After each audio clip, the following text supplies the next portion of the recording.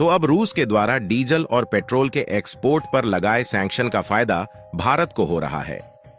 अगर आपको नहीं मालूम है तो बता दे कि रूस ने डीजल और पेट्रोल समेत गैस के एक्सपोर्ट पर पूरी तरह से प्रतिबंध लगा दिया है।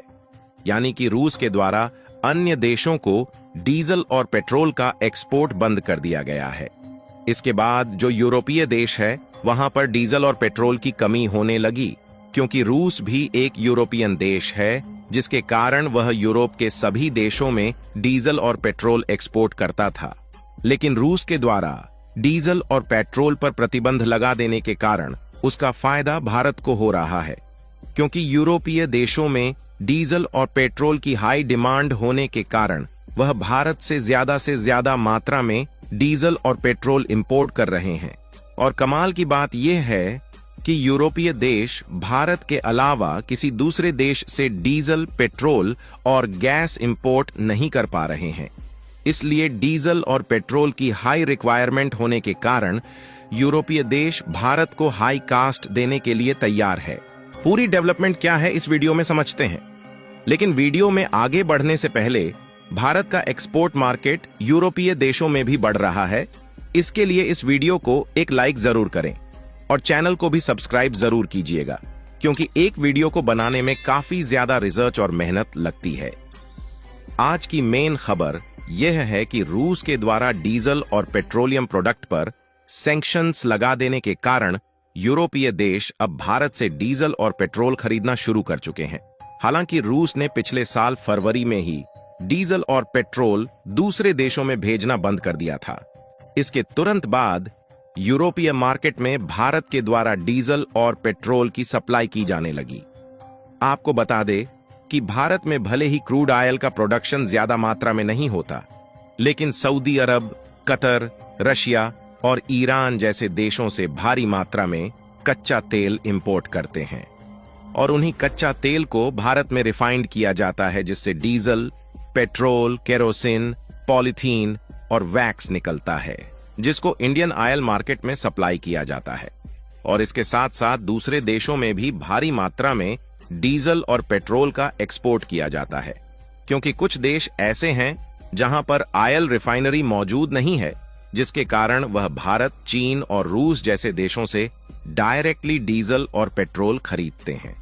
और भारत को इसी का फायदा एक बड़े लेवल पर हो रहा है, क्योंकि रूस के द्वारा डीजल और पेट्रोल की सप्लाई जब से बंद हुई है, तब से भारत के द्वारा डीजल और पेट्रोल का एक्सपोर्ट यूरोपीय देशों में हर महीने सरप्लस में जा रहा है। द इकोनॉमिक टाइम्स की एक रिपोर्ट के मुताबिक दिसंबर के महीने में केवल डीजल के एक्सपोर्ट में 42% का इजाफा देखा गया। ये तो केवल डीजल का एक्सपोर्ट है, जबकि पेट्रोल और गैस का एक्सपोर्ट अलग है।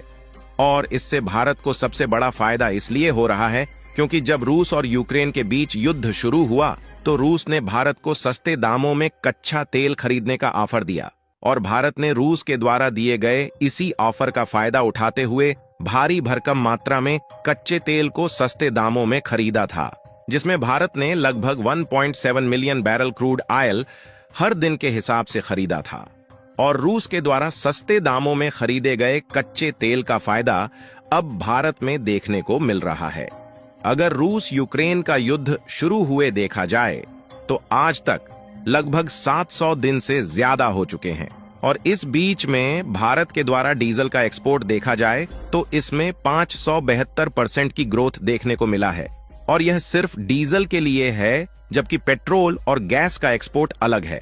यानी कि आप इसी से अंदाजा लगा सकते हैं कि रूस यूक्रेन युद्ध के बाद से अब तक भारत को डीजल एक्सपोर्ट के मामले में कितना बड़ा मुनाफा हो चुका है। और कमाल की बात यह है कि हर महीने यह लगातार बढ़ता ही जा रहा है। हालांकि जनवरी महीने में हूती विद्रोहियों के अटैक के कारण भारत के द्वारा डीजल को एक्सपोर्ट करने में कुछ दिक्कतों का सामना करना पड़ा है, लेकिन अब हूती विद्रोहियों का लाल सागर पर अटैक धीरे धीरे कम हो रहा है, जिससे जो इंपोर्ट और एक्सपोर्ट मार्केट का ट्रेड रूट डिस्टर्ब हुआ था वह फिर से मैनेज हो रहा है, और पहले जैसी ग्रोथ फिर से भारत के एक्सपोर्ट मार्केट में देखने को मिल रही है। और इन दिनों भले ही हमने रूस से थोड़ी कम मात्रा में कच्चा तेल खरीदा है, लेकिन पिछले 2 सालों में रूस के कच्चे तेल का इस्तेमाल करते हुए यूरोप की बहुत बड़ी मार्केट को कैप्चर कर लिया है। लेकिन हमें यही नहीं रुकना, बल्कि पहले से भी तेजी के साथ यूरोपीय मार्केट पर कब्जा करना है और यूरोप की पूरी मार्केट को अपने हाथों में लेना है।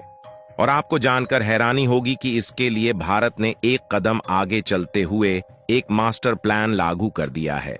जिससे अब यूरोपीय मार्केट पर तेजी के साथ कब्जा किया जा सके। क्योंकि अगर भारत इसमें देर करता है तो चीन जैसे देश अपना कदम आगे बढ़ा देंगे, जिससे भारत हर बार की तरह इस बार भी पीछे रह जाएगा। इस बार भारत ने यह मास्टर प्लान बनाया है कि हम जो क्रूड ऑयल रिफाइंड करते हैं उसको हर साल 56 मिलियन टन के हिसाब से बढ़ाएंगे, जिससे जो भारत की ऑयल रिफाइनिंग कैपेसिटी है वह 6 मिलियन बैरल पर डे पहुंच जाएगी और हम हर दिन 60 लाख बैरल कच्चा तेल रिफाइंड कर पाएंगे। और इसके बाद कुछ डीजल और पेट्रोल अपने इस्तेमाल के लिए भारत में रखेंगे और ज्यादातर डीजल और पेट्रोल को यूरोपीय देशों में शिफ्ट कर दिया जाएगा, जिससे भारत की इकोनॉमी और भी तेजी के साथ आगे बढ़ सकेगी और हम चीन जैसे देशों को टक्कर देने के लिए तैयार हो जाएंगे। इसके अलावा अगर देखा जाए तो भारत ने जो यूरोपीय मार्केट में डीजल एक्सपोर्ट करके मुनाफा कमाया है, उसे भारत में इंफ्रास्ट्रक्चर तैयार करने में इन्वेस्ट किया गया है, जिसे भारत के द्वारा सड़क और नए नए पुल निर्माण करने में खर्च किया गया है। और इसीलिए भारत चाहता है कि हम यूरोपीय मार्केट में तेजी के साथ अपनी जगह बनाएं और यूरोपीय देशों को तेल की जरूरत के लिए भारत पर डिपेंड कर सके, जिससे भारत की जीडीपी को और भी ज्यादा तेजी के साथ आगे बढ़ाया जा सके। और अगर आप सोच रहे होंगे कि यूरोपीय देश भी खुद आगे चलकर कच्चे तेल को रिफाइंड कर लेंगे, तो वह भारत से डीजल और पेट्रोल इंपोर्ट क्यों करेंगे? तो इसके लिए आपको बता दें कि यूरोपीय देशों में पॉल्यूशन ज्यादा होने के कारण इन देशों में जो रिफाइनरी पहले से ही मौजूद है उनको बंद किया जा रहा है और इसी का फायदा आगे चलकर भारत को और भी ज्यादा मिलने वाला है और यूरोपीय देश भारत से ही डीजल और पेट्रोल इंपोर्ट करने वाले हैं।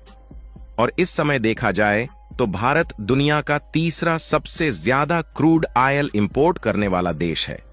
जहां हम 85% हिस्सा अलग अलग देशों से इंपोर्ट करके रिफाइंड करते हैं। इसके अलावा कुछ दिनों पहले ईरान के ऊपर लगाया गया प्रतिबंध हटा लिया गया है, जिससे वह दोबारा भारत को कच्चा तेल और गैस सस्ते दामों में बेचने जा रहा है। और मजे की बात यह है कि ईरान ने खुद भारत को सस्ते दामों में तेल खरीदने का ऑफर दिया है और भारत इस मौके को बिल्कुल भी नहीं छोड़ने वाला है। जिस तरह रूस और यूक्रेन के युद्ध के समय सस्ते दामों में भारत में रूस से कच्चा तेल इंपोर्ट किया था, अब उसी तरह ईरान से भी सस्ते दामों में कच्चा तेल इंपोर्ट करने वाला है। बाकी आपको क्या लगता है कि जिस तेजी के साथ भारत यूरोपीय मार्केट पर कब्जा कर रहा है, आगे चलकर भारत का एक्सपोर्ट मार्केट और भी बढ़ेगा या नहीं? अपनी राय कमेंट में जरूर बताएं और इस वीडियो को लाइक करके अपने मित्रों तक शेयर जरूर करें, जिससे उन्हें भी जानकारी मिल सके। साथ ही चैनल को सब्सक्राइब करके बेल नोटिफिकेशन को ऑल पर जरूर सेलेक्ट करें, क्योंकि आपके द्वारा चैनल को सब्सक्राइब करना ही हमें अच्छे कंटेंट लाने में मदद करता है। जय श्री राम।